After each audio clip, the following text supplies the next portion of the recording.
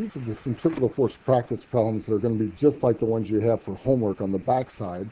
So on the very first one, we have a 100 kilogram ball. Well, they just gave you the mass, but you can't use grams in a formula, so you got to change that 100 grams to kilograms.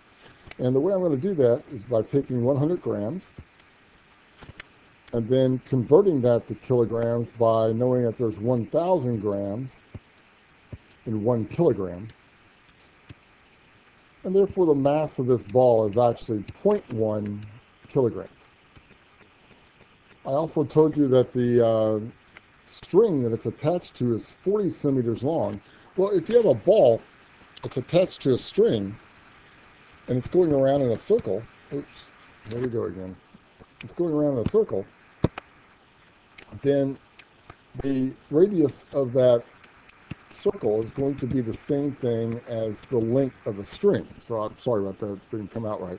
But I'm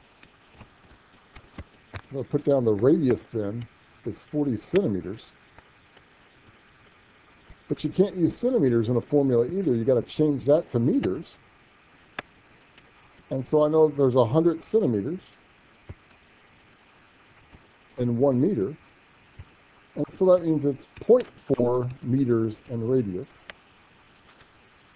And then lastly, it says that it's going around at 1.2 revolutions per second. Well, the next thing I have to do is I got to figure out what is that velocity of that. Because the formula for centripetal acceleration is A, with a little c down here, which means centripetal acceleration, is v squared divided by r. Well, I know my r is 0.4, but I don't know my linear velocity. So I got to change revolutions per second over here to meters per second. Well, I'm not quite sure how to do that. So I'm going to put 1 revolution down here on the bottom. And in 1 revolution, I know that there's 2 pi radians. And I know that a radian is the same length as a radius. So I'm going to get that to cancel out by putting 1 radius on the bottom. And 1 radius in this problem is 0.4 meters. And so now I know that the linear velocity of that is 3.0 meters per second. Goodness sakes, what's going on here?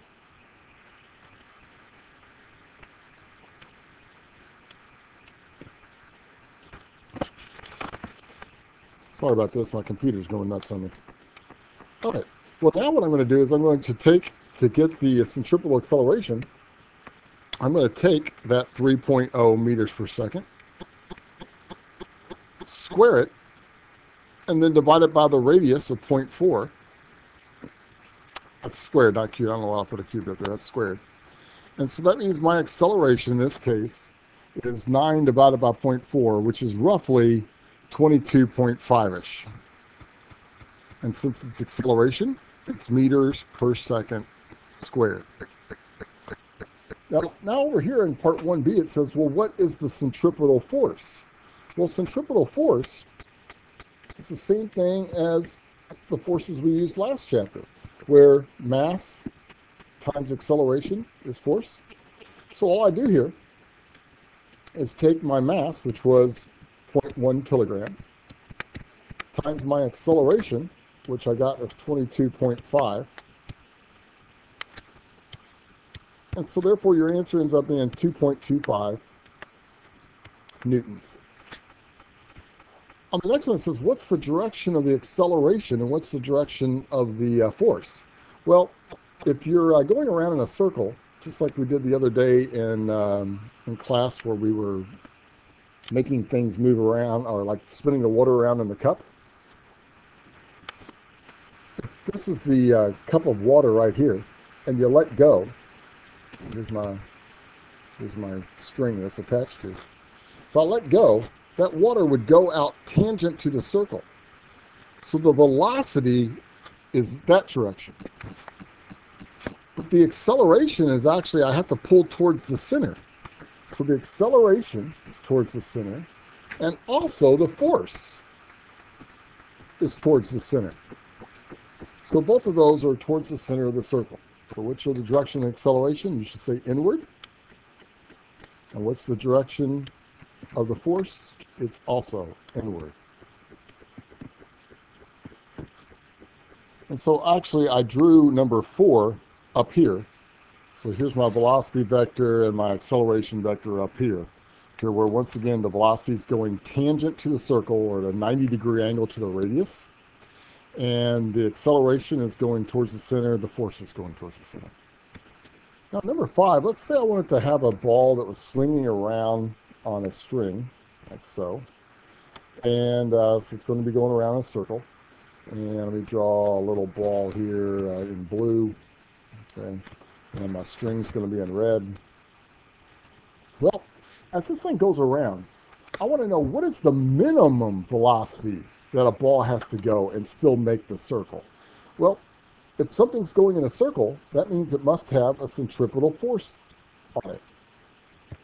But there's 2 forces that make up that centripetal force. There's the tension that pulls down on the string. So I'm going to call that the force of tension. And there's also gravity that's pulling down. Oops. That should be an F. And I'm going to make this a G. So that's F sub G. Well, if it's going at real slow, this ball is going to be going barely making it around. And that means the tension on the string is going to be 0 at the very top. So I'm going to put a 0 right here for tension. And my formula for the force of gravity is mass times gravity. To get your weight, you take the mass times gravity. To get the centripetal force, just like we did before, it's mass times velocity squared over r. Now, where I got that from was this. Up here we had A equals V squared over R. I don't know if you can see this right here that I'm putting a box around. And down here, I had F equals MA. Well, if I take this A and put it in for that, I can now say that F equals M. So here's the F right here. Here's the M right here.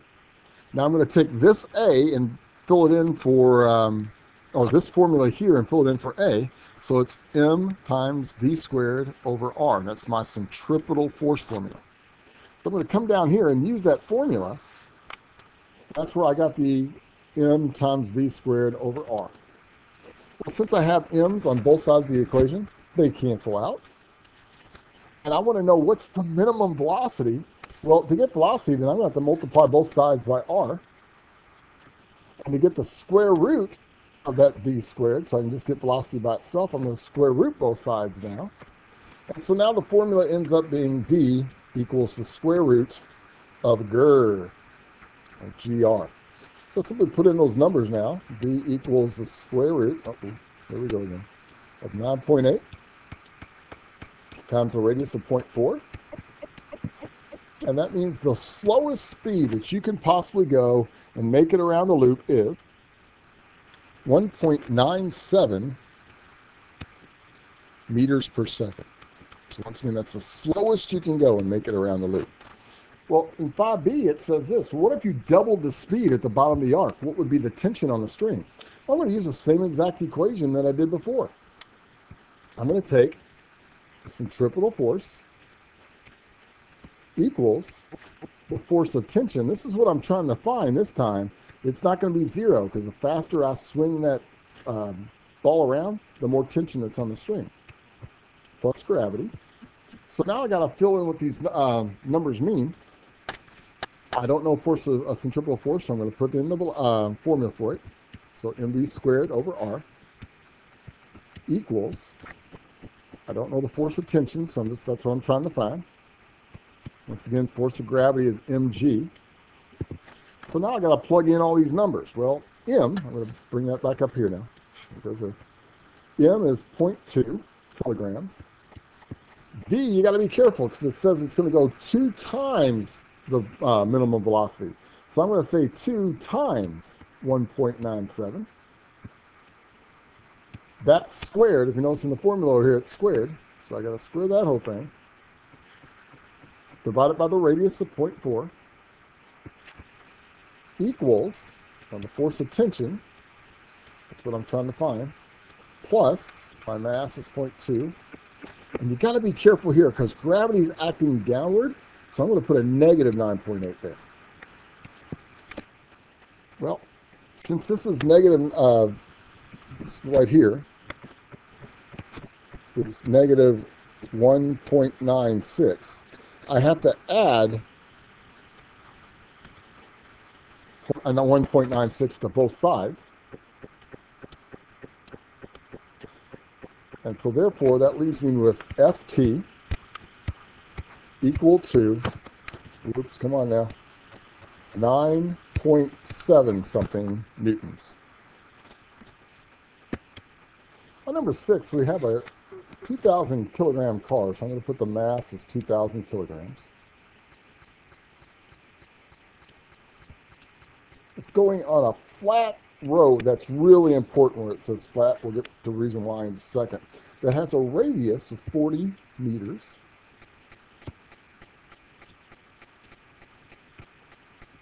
So from here to there is 40. And the speed of the car, which really stinks here, the way I did this to you, is going 40 miles per hour.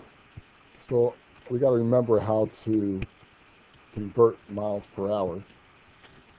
So what I'm going to do is I'm going to put miles on the bottom. So 1 mile. And I just happen to know that it's 1,609 meters because I know it's 1.609 kilometers and there's 1,000 meters in every kilometer. So that's how I knew that. And then I'm going to convert hours to seconds, but hours is on the bottom here, so it's got to go on top up here. Sorry, come back, computer. And so it's 3,600 seconds in 1 hour.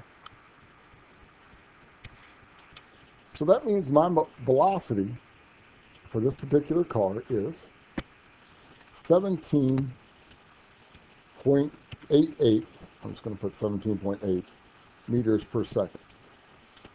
So what that means is that's what speed the car is going. But it says, will the car make the turn if the pavement's dry? And the coefficient of friction. So the coefficient of friction is something new for us here. Remember from the last chapter, it's that Greek letter mu, and it's 0.65. So we want to know what is the minimum speed that the car can go around the curve. And then we're going to compare it to this speed right here that the car is actually going. So let's find that minimum speed. Well, it would be centripetal force that's actually holding the car on the road. Because as the car goes in a circle, it's got to be centripetal force pushing it towards the center. But what provides that centripetal force? It's the friction between the tires and the road. So what I can do is I want to say that the friction force has to equal the centripetal force of the road. Otherwise, it'd slide right off. Well, I don't know centripetal force, so I got to substitute in a formula for it of mv squared over r. And the old formula for friction force that we learned 2 chapters ago was mu times Fn. And you got to remember that Fn is the normal force. On a flat surface, that's why I said this was important, it said flat, the normal force equals the weight. So I could also say this. I could say mu times mg. Let me make sure I got myself some room up there. I'm going to bring this down here. Just rewrite that again. So I'm going to have mv squared over r equals mu mg. Well, if you notice, there's m's on both sides, so it makes no difference what the mass of the car is. It's going to cancel. And I'm looking to find what the velocity is of the car. So I'm going to multiply both sides by r, just like I did before. So now these r's over here cancel out. To get the v, I'm going to take the square root of both sides.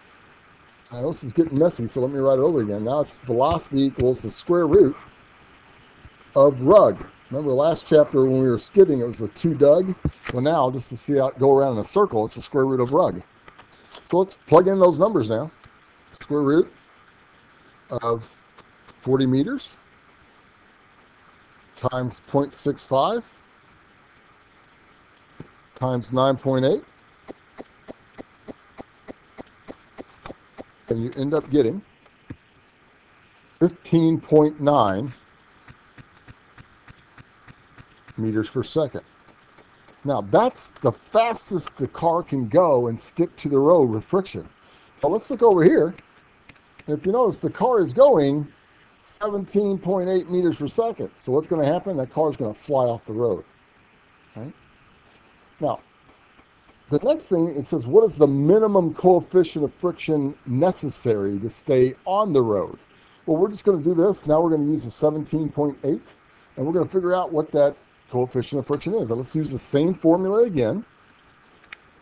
I'm going to use the velocity equals the square root of rug, but it wants to know the coefficient of friction, so I'm looking to find mu. Well, let's get mu all by itself. So what I got to do, if it's got a square root sign, I got to square both sides. So that's going to bring me to v squared equals RUG, or R mu G. Then I got to divide both sides by R and divide both sides by G. Now, the G's cancel out, the R's cancel out, and I'm left with what mu is going to be. So let's plug in these numbers now. 17.8 squared. The radius was 40. Gravity is 9.8. And when you put it all together, you get a mu of 0.8. And that's actually quite a bit. So therefore, since it's greater than concrete or asphalt, what you'll often see on off-ramps is rubber that's placed on top of the asphalt to give the cars more friction. Let's do number 7 now. Number 7 is going to be a little bit challenging for me to draw, so just go with the flow here for a second. I'm going to have a road that is ramped here, but the car isn't going down the ramp or up the ramp. It's actually coming out of the ramp. So I want you to picture this road as an off-ramp that's coming out of the computer on one side.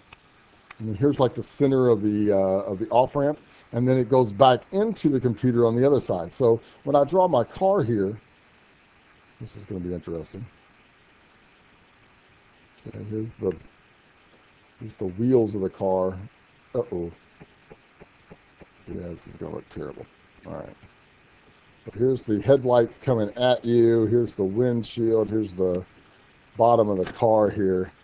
And so the car's actually facing you, and it's coming out of the computer. Okay, so hopefully you're understanding how this is working. All right. Now, let me, oh, goodness sakes. Let me see if I can, oh no, I'll tell you what, let me take a break, and I'm just going to make the car look like a dot. Okay, so my car is now going to be a dot on this ramp that's coming out of the computer. Okay. Well, I want you to think about what the ramp is actually doing here. The ramp, here we go again. Come on. The ramp is actually pushing the car diagonally like this. Well, biscuits. Hold on. Pushing the car diagonally like this, isn't it? And since this makes a right angle with the road, we call this the normal force. So that red line is going to be my normal force. Well, I want you to think about what that means the road is actually doing. The road is actually pushing up on the car straight up, and that green arrow has to equal the force of gravity that pushes straight down. And then the other thing the road has to do is push completely sideways, horizontally. And since the ramp actually comes out of the computer and then rolls around and goes back into the computer, then that means that this is pointing towards the center of the circle of the ramp. Okay? The ramp makes a great big circle when you get off the expressway. So that blue line is pointing towards the inside of the circle. Well, then that blue line must be what's causing you to go in a circle. So that means the blue line is your centripetal force. And what component of the normal force? So here's the normal force is the red. Well, it's going to be the horizontal component of the normal force. It's not horizontal, it's horizontal. There you go, Jeff.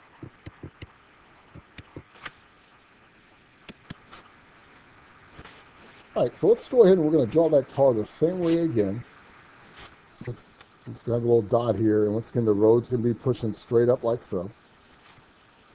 And the, not straight up, but diagonally, the gravity force is going to be this right here. The centripetal force is going to be this right here. Okay, that's what I just drew up there. And what the question here tells us is that this angle is 20. Well, if that angle is 20, remember, as this red line comes down, okay, that means this must be 90. Okay, if this is 90, that means this must be 90. Okay, and so if I take this green line straight down, okay, that means that this angle must be 70, okay, which means that this angle must be 70, which means that this angle is 20, if you follow me on all that. All right. So that angle there is 20. I know that was rather confusing, but I have a 20-degree angle that is going out there. What it says to do is calculate the centripetal acceleration and velocity. Watch what I'm going to do here.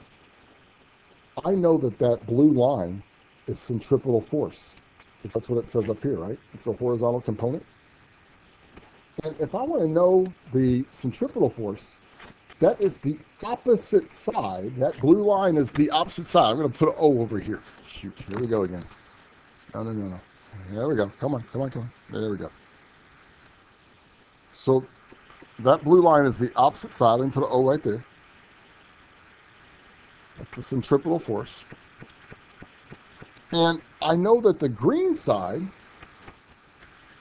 is the adjacent side of that triangle. See how it's right next to the 20-degree angle there? So that's the adjacent side. And that equals gravity. We've got to remember, if you're trying to find the opposite side and you know the adjacent side, OA, what trig function to use? It's tangent. Because TOA, as in SOHCAHTOA, is opposite over adjacent. So if you want to find the opposite side, you cover up the O and you get tangent times adjacent.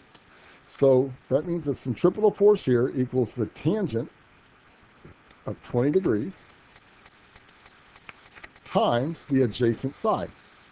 Well, the adjacent side is mass times gravity. Because remember, it's the force of gravity here.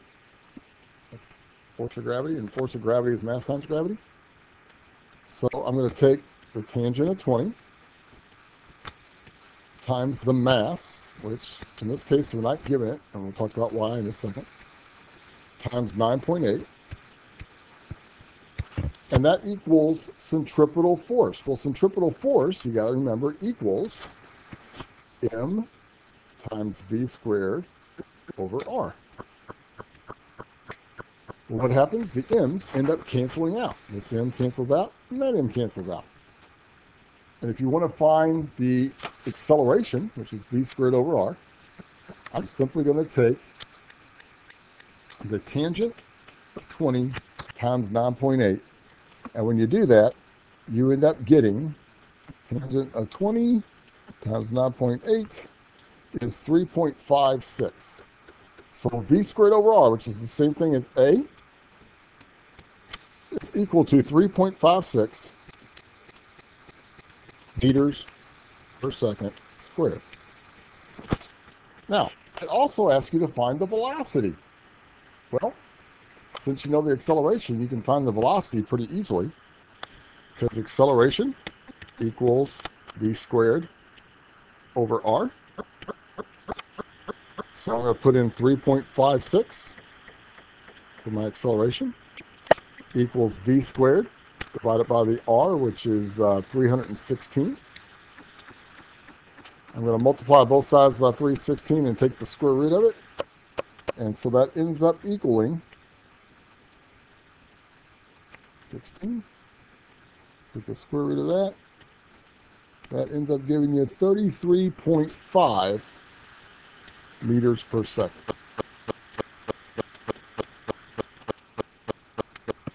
One last one here. I'm going to have a ride in which here's a wall right here, and I am standing against this wall.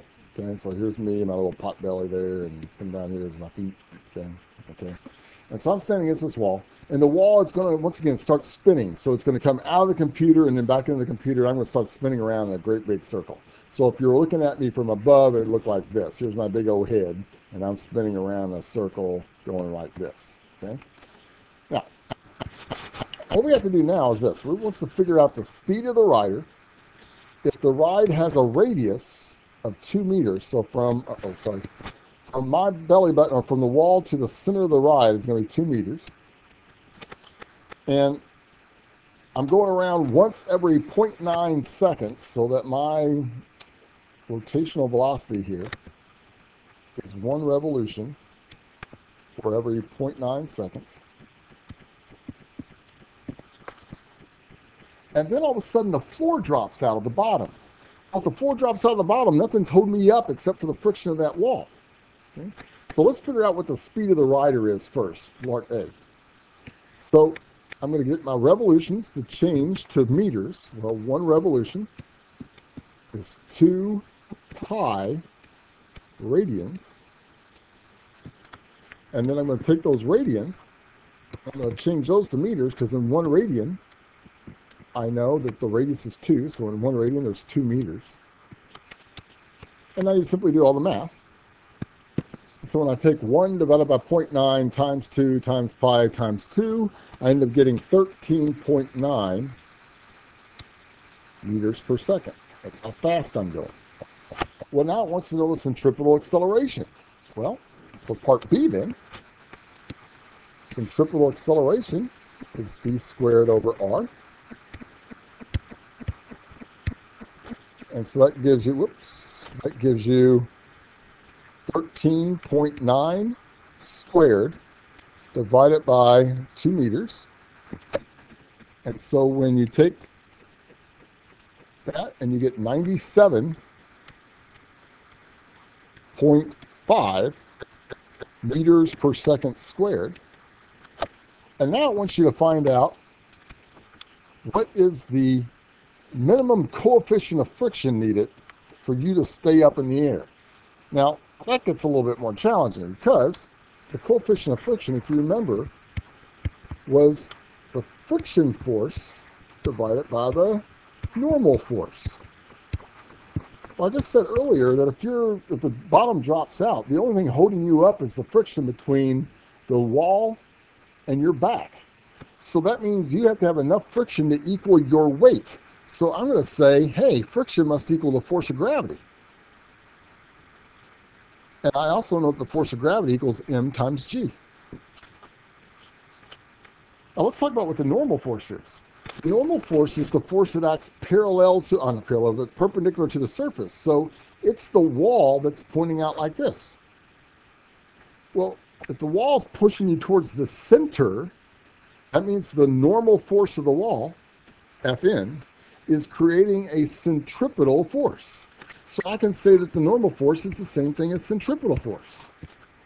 And another formula for centripetal force is m times v squared over r.